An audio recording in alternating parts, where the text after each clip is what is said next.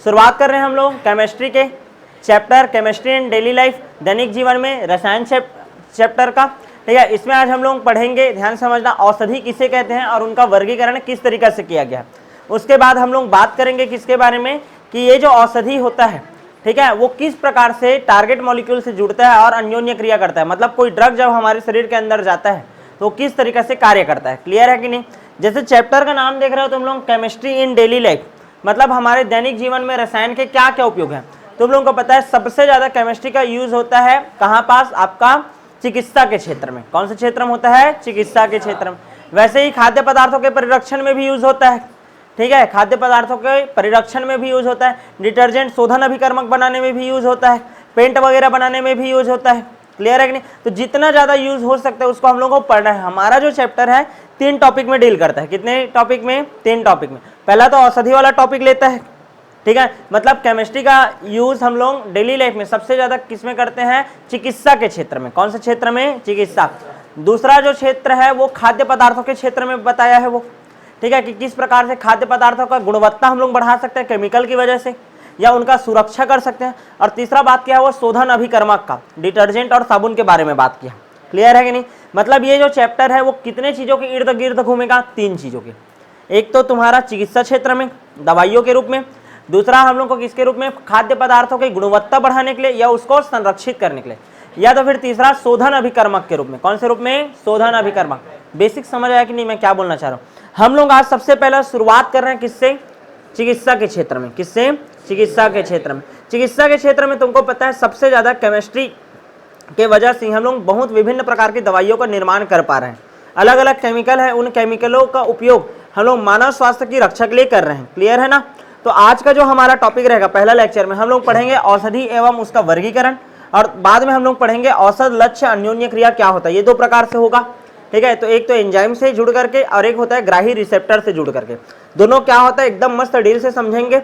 सबसे ज्यादा complicated topic इस पूरे चैप्टर में इसी को ही बोला जाता है। मैं पूरा एनसीईआरटी का लाइन टू लाइन कराऊंगा। ठीक है, पहले जैसे होता था कि ध्यान समझना, पहले डायरेक्ट समझाया बस करता था, आज एनसीईआरटी का पूरा पेज उठा करके लाया है, उसको बस टिक करते जाएंगे, मार्क करते जाएंगे, समझ आते जाएगा। क्लियर है ना। जहां पास भी समझ नहीं आएगा आप लोग बता देना। ठीक है, तो सबसे पहले हम लोग पढ़ते हैं औषधि किसे कहते हैं। औषधि किसे कहते हैं, मेडिसिन और उसका वर्गीकरण पढ़ रहे हैं, मेडिसिन और उसका वर्गीकरण। तो सबसे पहले मेडिसिन क्या होता है, औषधि किसे कहते हैं, तो परिभाषा देखते जाना, मैं टिक मार्क करते जाऊंगा। ठीक है ना, और बस पढ़ना है, बाँचना है। ठीक है ना, जहां पास समझाने लायक रहेगा वहां पास मैं समझा दूंगा। क्लियर है।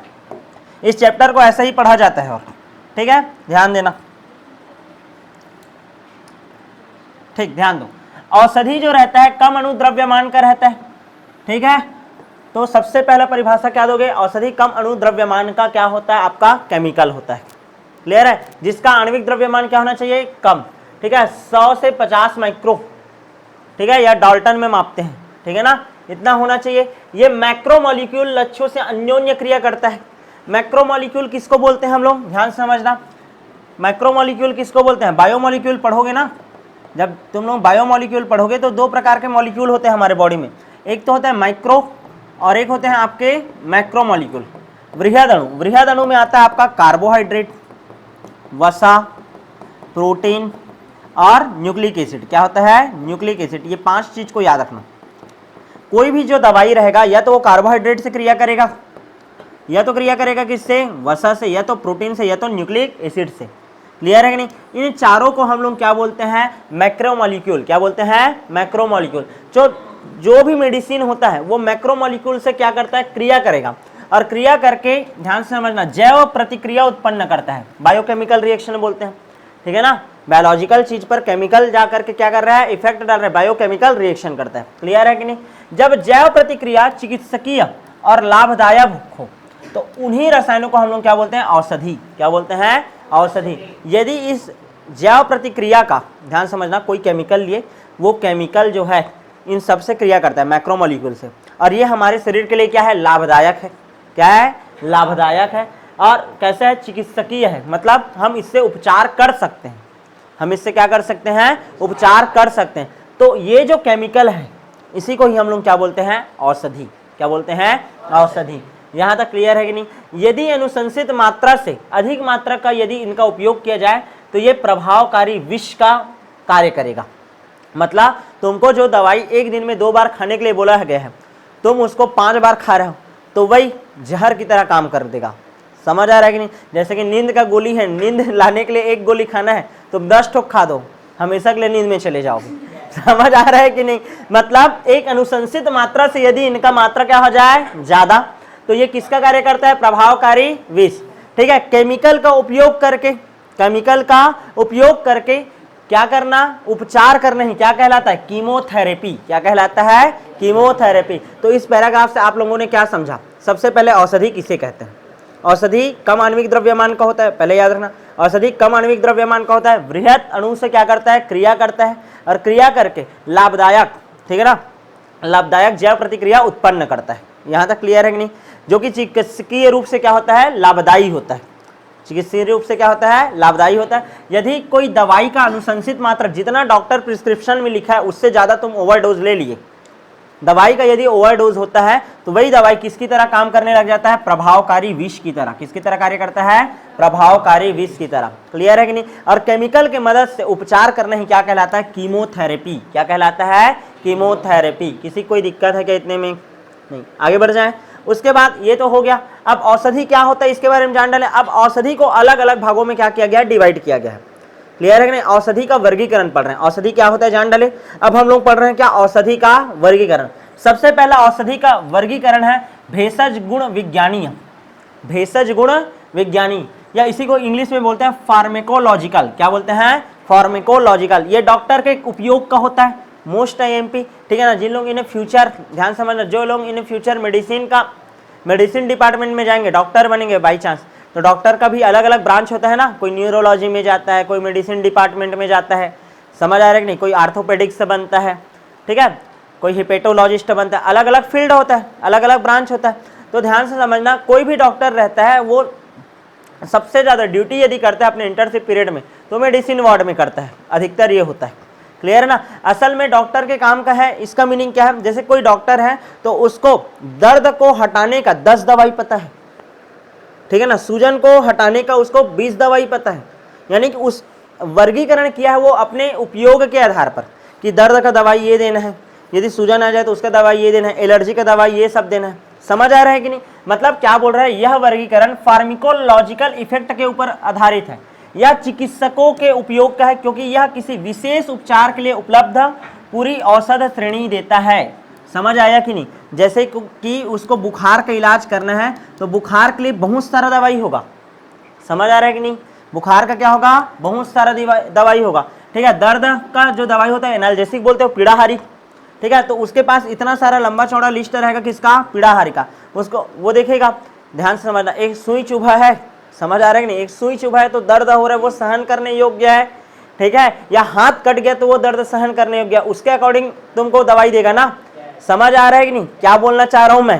क्लियर है कि नहीं? ठीक है, तो ध्यान से समझने का कोशिश करो।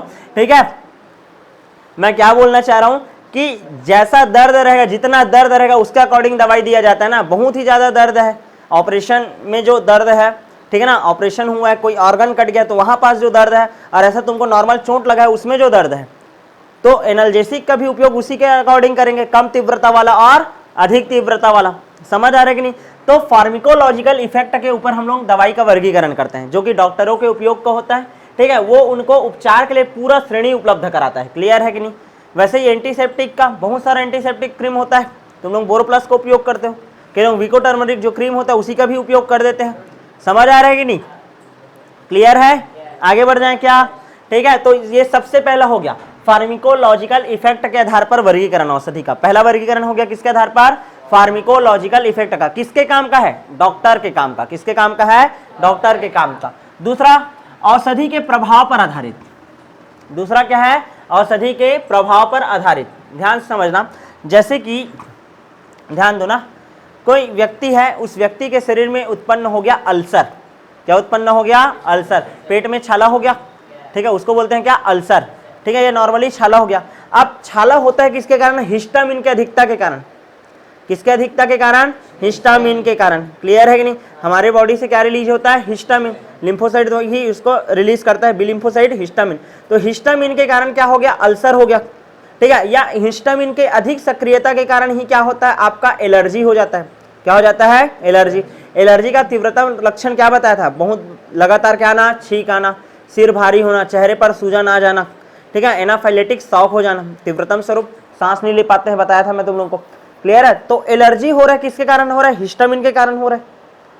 ठीक है, अल्सर भी किसके कारण हो रहा है, हिस्टामिन के कारण हो रहा है। तो उस हिस्टामिन को क्या कर देता हूं मैं, मान लो उसके विपरीत प्रभाव वाला कोई दवाई दे देता हूं, एंटाहिस्टामिन दे दिया मैं, तो हिस्टामिन का प्रभाव क्या हो जाएगा, खत्म हो जाएगा। समझ आ रहा है कि नहीं। वैसे ही समझो कि मान लो हमारे बॉडी में बहुत ज्यादा क्या बन रहा है, एसिड बन रहा है। क्या बन रहा है, एसिड, अम्लीय ढकार आ रहा है तुमको बहुत ज्यादा, ठीक है ना। तो ऐसे कंडीशन में हम लोग क्या करते हैं, इनो का प्रयोग करते हैं। इनो में क्या होता है, क्षार, तो उसका जस्ट अपोजिट वाला प्रोडक्ट दे रहे हो। समझ आ रहा है कि नहीं। तो वही बोल रहा हूं कि औषधि कैसा प्रभाव करता है, ठीक है, ध्यान से समझना। जैसे कि हिस्टामिन है, तो हिस्टामिन के प्रभाव को रोकने के लिए हम लोग क्या देते हैं, एंटी हिस्टामिन देते हैं। क्या देते हैं, एंटी हिस्टामिन। क्लियर है कि नहीं। ठीक है, यही हिस्टामिन के कारण एलर्जी भी होता है, बोल रहा हूं मैं। इसी हिस्टामिन के कारण क्या होता है, बोल रहा हूं मैं, एलर्जी। इसी के कारण क्या होता है, बोल रहा हूं मैं, अल्सर। क्या बोल रहा हूं, अल्सर। इसी हिस्टामिन के कारण क्या उत्पन्न होता है, सूजन। तो हम लोग इस हिस्टामिन के प्रभाव को रोकने के लिए, इस औषधि के प्रभाव को रोकने के लिए इसके विपरीत क्या देते हैं, एंटहिस्टामिन। क्या देते हैं, एंटहिस्टामिन। तो ध्यान से समझना, औषधि के प्रभाव के आधार पर हम लोग वर्गीकरण कर रहे हैं। क्लियर है कि नहीं। ये कैसा, ध्यान देना, ये कैसा इफेक्ट दिखाता है, क्लियर है ना, वो कैसा काम करेगा उसके आधार पर करेंगे। और पहला वाला फार्मेकोलॉजिकल इफेक्ट के ऊपर था। क्लियर है, बस समझते जाना है।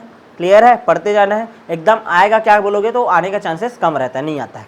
क्लियर है, नॉर्मली बस पढ़ते जाओ कि पहले फार्मेकोलॉजिकल इफेक्ट के आधार पर औषधि का वर्गीकरण किया गया है, जो डॉक्टरों के काम का है। यदि अनुशंसित मात्रा से कोई ड्रग को ज्यादा ले लेते हैं तो वो किसकी तरह काम करता है, जहर की तरह। किसकी तरह काम करता है, जहर के। दूसरा, औषधि के प्रभाव के ऊपर आधारित है। मान लो, ध्यान समझना, एसिड बन रहा है बहुत ज्यादा तो हम लोग एंट एसिड लेंगे। हिस्टामिन बन रहा है तो क्या लेंगे, एंट हिस्टामिन लेंगे। क्लियर है ना। जैसा दवाई इफेक्ट डालता है उसके आधार पर वर्गीकरण कर सकते हैं। क्लियर है कि नहीं। ठीक है, बैक्टीरिया अटैक कर दिया तो एंटीबैक्टीरियल लोगे, वायरस अटैक कर दिया तो एंटीवायरल ड्रग लोगे। समझ आ रहा है कि नहीं। तो प्रभाव के ऊपर आधारित वर्गीकरण। और एक डॉक्टर वाला था, ठीक है। तीसरा होता है रासायनिक संरचना पर आधारित वर्गीकरण, या औषधि की रासायनिक संरचना पर आधारित है। जैसे कि ध्यान से समझना, कोई दवाई है, उस दवाई का फॉर्मूला देखो। जैसे ये बेंजीन रिंग है, यहाँ पास NH2 है, यहाँ पास क्या है, S डबल बॉन्ड O, और यहाँ पास फिर NH ऐसा लगा है। और ये कौन सा समूह लगा है, एल्किल समूह। क्या लगा है, एल्किल समूह। इसको बोलते हैं हम लोग सल्फा औषधि। क्या बोलते हैं, सल्फा औषधि। जिसमें सल्फर का कंटेंट होता है उसको क्या बोलते हैं, सल्फा औषधि। अब यहाँ पास यदि मैं R को चेंज करते जाऊं, ध्यान से देखो, ऐसा औषधि जिसमें केवल एक एंगल से हम लोग क्या करते जा रहे हैं, चेंजेस करते जा रहे हैं। यहाँ पास CH3 लगा सकता हूँ, यहाँ पास C2H5 लगा सकता हूँ, C3, ध्यान समझना, C3H7 लगा सकता हूँ। समझ आ रहा है कि नहीं। क्लियर है, अलग अलग एल्किल समूह इसके ऊपर लगा सकते हैं हम लोग। तो यहाँ पास ये मेथिल समूह लगेगा तो ये कोई अलग दवाई होगा, ये लगेगा तो ये कोई अलग होगा। तो किसके आधार पर तुम लोग जान पा रहे हो, संरचना के आधार पर। किसके आधार पर, संरचना के आधार पर। रासायनिक संरचना के ऊपर आधारित है ना वर्गीकरण। यहाँ पास यदि R समूह को हम लोग क्या करते जाए, चेंज करते जाए, तो अलग अलग औषधि क्या हो सकता है, बन सकता है।